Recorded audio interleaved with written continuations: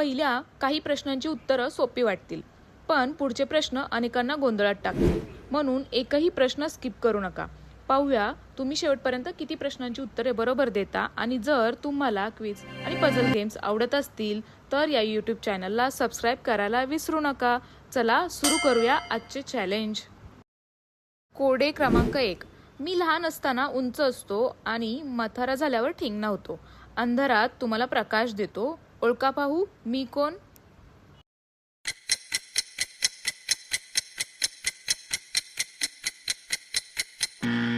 उत्तर आहे मेणबत्ती. मेणबत्ती जळत जाते तशी तिची उंची कमी होत जाते, म्हणून ती सुरुवातीला उंच आणि नंतर ठेंगणी होते. कोडे क्रमांक 2. लकीच्या वडिलांना 4 मुले आहेत.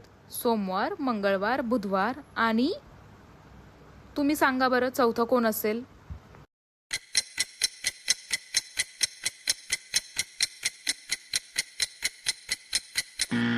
उत्तर आहे लकी. प्रश्नाच्या सुरुवातीलाच लकीच्या वडिलांना असं सांगितलं आहे, त्यामुळे चौथे फूल म्हणजे लकी. कोडे क्रमांक 3. मी उंच आहे, अंगावर ठिपके आहेत आणि माझी मान खूप लांब आहे. ओळखा पाहू मी कोण?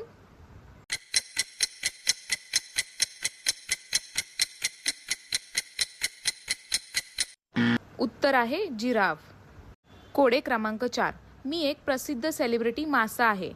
ओळखा पाहू मी कोण?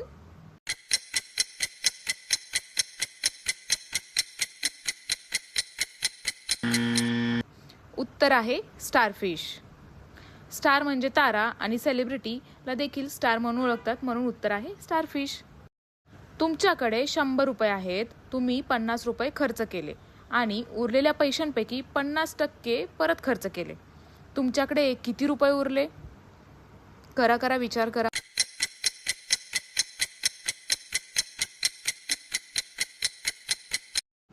उत्तर आहे 25 रुपये.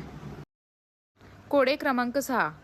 8 + 8 भागिले 8 अधिक 8 गुणिले 8 वजा 8. उत्तर किती येईल? 8 + 8 divided by 8 + 8 into 8 minus 8 is equal to.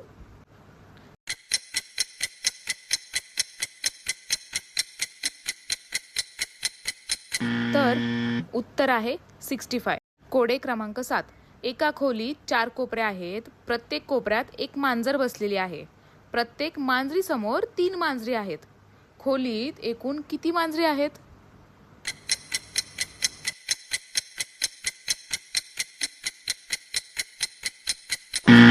उत्तर आहे 4. प्रत्येक मांजर बाकीच्या 3 मांजरींकडे पाहत आहे. बरोबर की नाही? कोडे क्रमांक 8. जर 5 मशीन 5 मिनिटात 5 वस्तू बनवत असतील तर 100 मशीन 100 वस्तू किती मिनिटात बनवतील?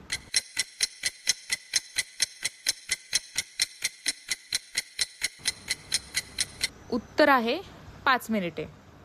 प्रत्येक मशीन 5 मिनिटात एक वस्तू बनवत आहे, म्हणून 100 मशीन एकाच वेळी 100 वस्तू 5 मिनिटात बनवते. झाडावर 10 पक्षी बसले होते. शिकाऱ्याने एक पक्षी गोळीने मारला. झाडावर किती पक्षी उरले?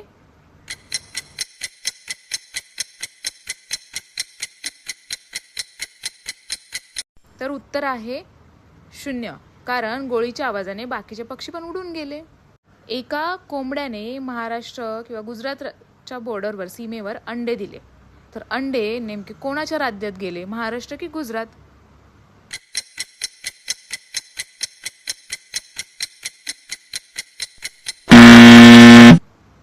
तर उत्तर आहे कोणत्याच राज्याचे नाही, कारण कोंबडा कधी अंडीच देत नाही.